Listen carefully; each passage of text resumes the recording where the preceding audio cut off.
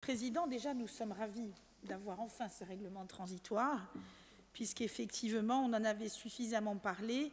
On a vécu des périodes d'incertitude depuis quelques années entre, je dirais, la période arriérée, puis la période de fusion des collectivités. Il y avait un ressenti, bon, qui n'était peut-être pas le bon, mais un ressenti un petit peu d'instabilité et peut-être d'inquiétude des communes.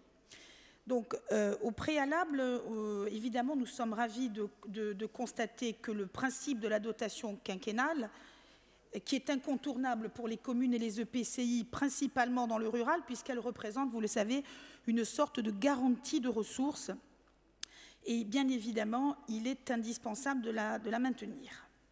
Donc, globalement, sur le dispositif général, nous le trouvons équilibré. Sur l'aspect règlement, bien qu'effectivement, nous avons quelques doutes sur la mise en application du Fonds de solidarité territoriale et du Fonds de territorialisation qui nous semble, en tout cas en première lecture, assez complexe. Mais bon, je pense qu'après une deuxième et troisième lecture, on devrait être capable probablement de bien l'assimiler.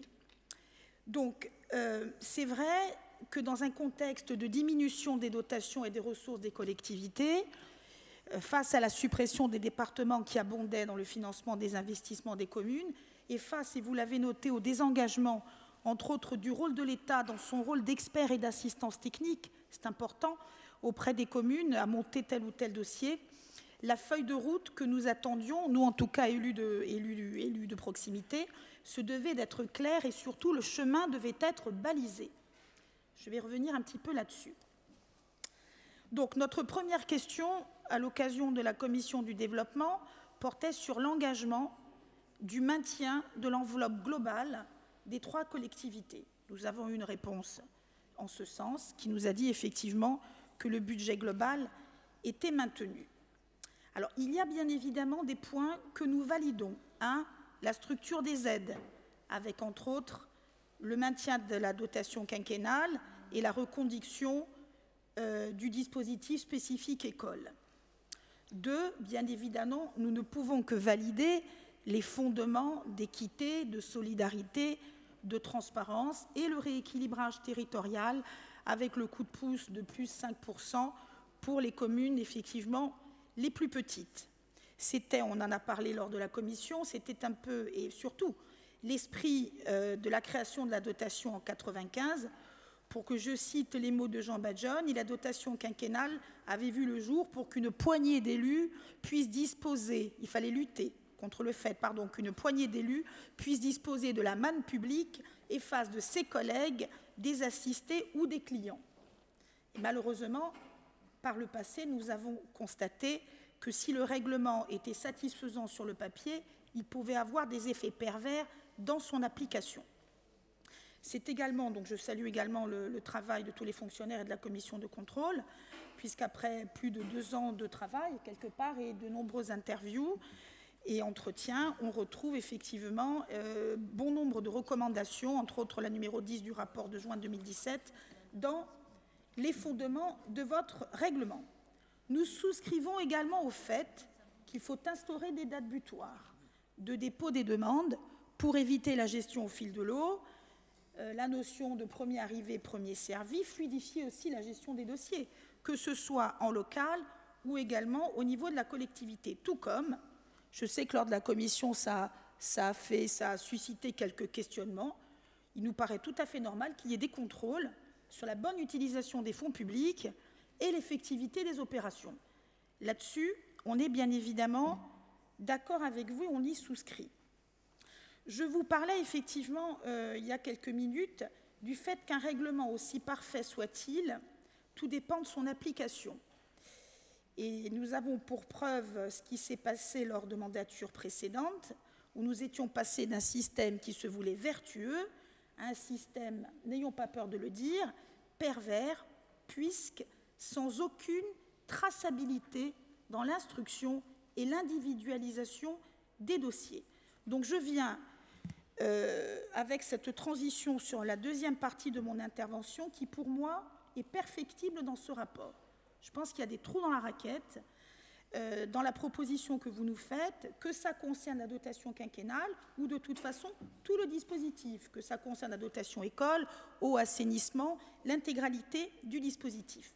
Il y a pour nous une absence d'indication en termes de délai d'instruction et d'individualisation qu'il faut régler. Vous avez dit que les élus avaient besoin d'équité, bien évidemment, et de transparence. Ils ont aussi besoin de visibilité et de traçabilité pour programmer au mieux leurs investissements. Il faudrait donc, à toutes les étapes du processus, installer des indicateurs dans la progression de l'instruction des dossiers. Je vais vous parler de tracking.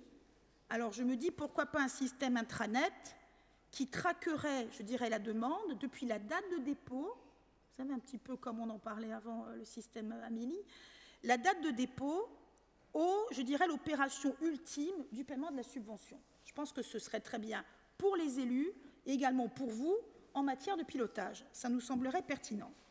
Donc, date de dépôt, évidemment, vous l'avez noté. Date de notification du dossier complet, c'est le cas. Mais après, nous n'avons pas de visibilité. Et c'est un peu complexe. Je vous prends un exemple. J'ai un dépôt de dossier du 14 février 2017 sur ma commune. Et ce n'est vraiment pas quelque chose de glamour, puisque c'est un assainissement pluvial. Effectivement, depuis le 14 février, date à laquelle j'ai reçu la notification du dossier complet, je n'ai plus de visibilité. Et c'est un petit peu difficile, surtout pour les petites communes où souvent le maire fait tout. Fait l'AMO, fait le contrôleur financier, etc. Donc pour nous, il faut rajouter les dates d'individualisation et autant que faire se peut, je sais qu'il y a des contraintes budgétaires, mais pourquoi pas une notion quant au délai de paiement. C'est effectivement important. Également, bon, mais ça, à voir, et peut-être pour éviter toute contestation ou polémique, il conviendrait de pouvoir consulter la liste des demandes qui émanent des mairies et de savoir quand un dossier a été rejeté, pourquoi il a été rejeté. Objectivement, pourquoi il a été rejeté. Donc, toutes ces sont plus des pistes d'amélioration, j'allais dire, que des critiques. On peut les concevoir pour la dotation quinquennale, mais également pour les financements eau et assainissement. Quand ont lieu les comités techniques? On ne sait pas. Combien de temps prend l'étude d'un dossier après le fait qu'il soit notifié complet? Alors on nous dit, mais ça prend 2 ans. Mais 2 ans, quand on a des travaux d'urgence et des taux de rendement réseau catastrophiques, c'est effectivement très long. Donc là aussi, il y a effectivement des choses à améliorer. Je vous ai parlé, mais ça, je pense que comme c'est nouveau, il va falloir qu'on s'imprègne surtout des différences entre la mise en application du Fonds de solidarité territoriale et de la territorialisation. Enfin, j'ai quelques questionnements, mais ceci dit, c'est un règlement transitoire, puisqu'on a encore 1 an et demi quelque part, sur le mode de calcul du taux de subvention maximum des intercommunalités. Nous ne pensons pas que le fait de reprendre une simple moyenne arithmétique des taux d'intervention des communes soit effectivement pertinent. À la limite, si je schématise, vous avez une intercommunalité de 10 communes qui ont 20 habitants, on va se retrouver à 80%. Et à contrario, si vous avez une interco de 4 communes, ce qui n'est pas le cas, mais bon, je cite sciemment, je grossis un peu le trait, de 4000 habitants, on va se retrouver à un taux d'intervention beaucoup plus faible, alors que je pense que les équipements structurants risquent d'être plus importants. Donc ça, c'est en substance les remarques que nous faisons, et c'est pour ça que dès à présent, je vous informe que nous déposons 2 amendements. Si vous me permettez, Président, vous voulez que je les lise maintenant ou plus tard?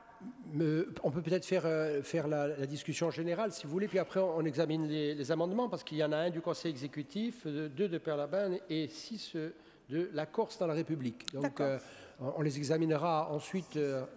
Donc est-ce que vous avez terminé, non? Voilà, donc pour résumer, le règlement en tant que tel nous paraît satisfaisant.